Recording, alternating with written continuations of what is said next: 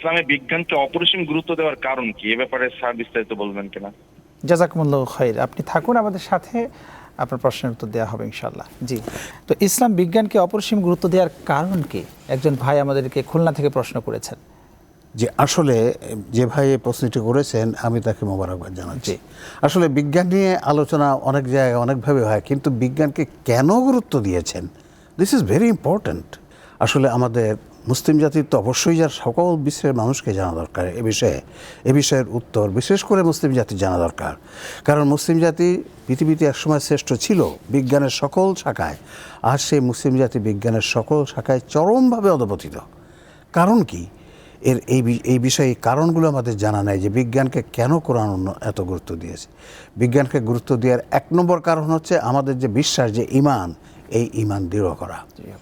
যে যত বিজ্ঞান গবেষণা করবে সে তত আল্লাহকে দেখতে পাবে। আল্লাহকে সরাসরি তো দেখতে পারবে না, আল্লাহর সৃষ্টিকে দেখতে পারবে, তার ঈমান তত মজবুত হবে। 2 নম্বর হচ্ছে বিজ্ঞান কোরআনের সত্যতা প্রমাণ করে। এ ব্যাপারে আমরা কোরআনের আয়াত আছে, হাদিস আছে, সেটা হয়তো আমরা পরে বলার চেষ্টা করব। আমরা বাস হেডলাইনে প্রথমে বলে দিই। 2 নম্বর হচ্ছে কি বললাম, যে বিজ্ঞান কোরআনের নির্ভুলতা বা সত্যতা, কোরআন যে আল্লাহর কিতাব সেটা প্রমাণ করে। এই কোরআন যে আল্লাহর কিতাব, কারণ বিজ্ঞানের যে কথাগুলো কোরআনে আছে আজ থেকে 1400 বছর আগে, 1500 বছর আগে মানুষের এই ব্যাপারে ধারণাই ছিল না। সে কথাগুলো ওখানে কেমনি লেখা হলো? তাহলে 2 নম্বর হচ্ছে বিজ্ঞান কোরআন যে আল্লাহর কিতাব এটা প্রমাণ করে। 3 নম্বর হচ্ছে বিজ্ঞান কোরআনকে বোঝা সহজ করে, কোরআনকে বোঝা সহজ করে, জানা বোঝা সহজ করে।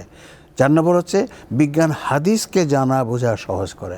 আমরা দেখছি বিজ্ঞান না জানার কারণে অনেক কোরআনের আয়াতের সঠিক অর্থ আসে নাই, অনেক হাদিসের সঠিক অর্থ আসে নাই, ফলে সেই সব হাদিস, সেই কোরআন আয়াতের যে প্রকৃত শিক্ষা সেটা আমরা পাচ্ছি না।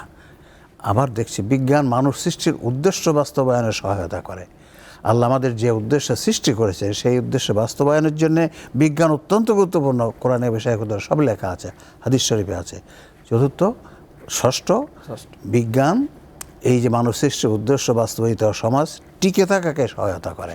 আমরা বড় দাগে বলতে পারি এই 6টি কারণ, আরও ছোটোখাটো অনেক কারণ আছে, তবে বড় দাগে এই 6টি কারণ।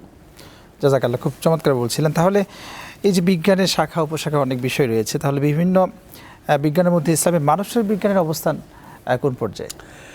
জি, যেটা আপনি জানতে চাইলেন, বিজ্ঞানের বিভিন্ন ধরনের শাখা আছে, অনেক শাখা আছে। সাধারণ বিজ্ঞান, তারপরে হিউম্যান বায়োলজি আছে, ফিজিক্স আছে, কেমিস্ট্রি আছে, ইঞ্জিনিয়ারিং আছে, মহাকাশ বিজ্ঞান আছে, ভূবিজ্ঞান আছে, জলবিজ্ঞান আছে।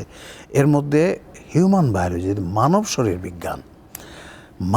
বিজ্ঞান দেখেন, আমরা তো মানুষ, আমরা তো অনেক কিছুই জানবো, কিন্তু আগে তো নিজেকে জানতে হবে, আমার নিজেকে তো আগে জানতে হবে। কাজে সেটা অবশ্যই ইম্পর্টেন্স পাওয়ার কথা।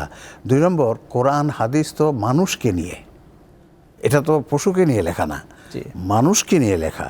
কাজে কোরআন হাদিস বুঝতে হলে মানুষ সম্বন্ধে কিছু মৌলিক ধারণা থাকা দরকার, যেটাকে আমরা হিউম্যান বায়োলজি বলি। তাহলে এটা সাধারণ জ্ঞানেই বোঝা যায়। আর আমরা যদি দেখি যে কোরআনের 2য় আয়াতটি হচ্ছে হিউম্যান বায়োলজির আয়াত, খলাকাল ইনসানা মিন আলাক, তিনি মানুষকে আলাক থেকে সৃষ্টি করেছেন। কেন 2য় আয়াতটা আল্লাহ হিউম্যান বায়োলজি দিলেন? এটা অনেক গুরুত্বপূর্ণ। হিউম্যান বায়োলজি না জানা থাকলে, মানব শরীর বিজ্ঞান না জানা থাকলে কোরআনের অনেক কিছু বোঝা যায় না। ইভেন এই যে আয়াতটি খলাকাল ইনসানা মিন আলাক, এখানেও দেখা যায় যে এর যে সঠিক অর্থটাও সেটা আসে নাই। জমাট বাঁধা রক্ত থেকে সৃষ্টি করা হয়েছে, ঠিক না, মানুষ তো জমাট বাঁধা রক্ত থেকে সৃষ্টি করা হয়নি। মানুষ সৃষ্টি করা হয়েছে স্পার্ম এবং ওভাম থেকে। এটা জীবিত জমাট বাঁধা নয়। এটার অর্থ হবে ঝুলে থাকা জিনিস, মায়ের পেটে বা শিশুটা, মানব ভ্রূণটা ঝুলে থাকে। তো এটা আমরা অর্থ করতে পারিনি। সেই জন্যে আমরা বিজ্ঞান, কোরআন, মানে যেটা হিউম্যান বায়োলজি সেটা অত্যন্ত গুরুত্বপূর্ণ। কোরআন এটাকে অনেক আয়াত কোরআনে আছে হিউম্যান বায়োলজি সম্বন্ধে। কাজে এটা বিশেষ গুরুত্বপূর্ণ ইসলামে। জাযাকাল্লাহ, খুব চমৎকার আপনি বলছিলেন।